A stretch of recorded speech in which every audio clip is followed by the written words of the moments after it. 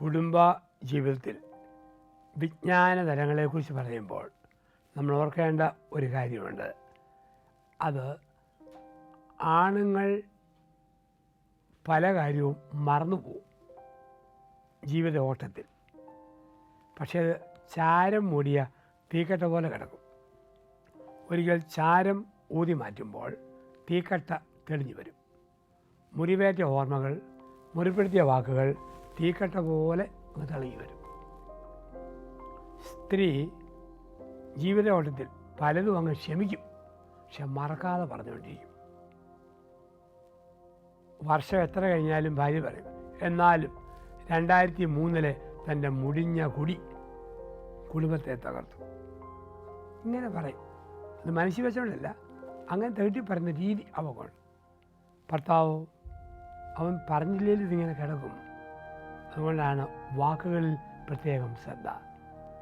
ഒരു മാത്യു സാറും ലിസി ടീച്ചറും രണ്ടുപേരും നല്ലവരാ.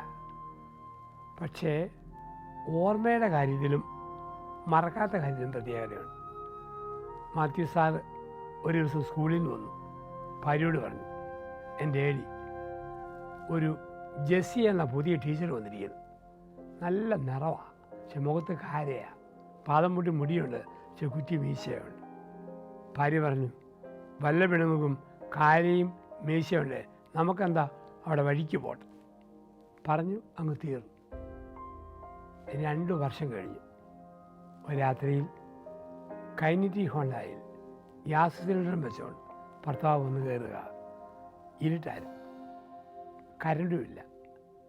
ഗേറ്റ് കടന്ന പാടെ അവിടെ കുറച്ച് ഹോളോ ബ്രിക്സ് ഇറക്കി വെച്ചിരുന്നു, പൂന്തോട്ടത്തിന് സൈഡ് കെട്ടാൻ വേണ്ടി. അപ്പോൾ അത് കൊണ്ടുവന്ന കാര്യം ഇയാൾ അറിഞ്ഞില്ല. സാറ് കയറി വരികയും ഇഷ്ടികയിലിടിച്ച് സ്കൂട്ടർ ചെരിഞ്ഞ് വീണു. സാറിൻ്റെ കാലുളുക്കി തൊലി പോയി. എഴുന്നേറ്റു.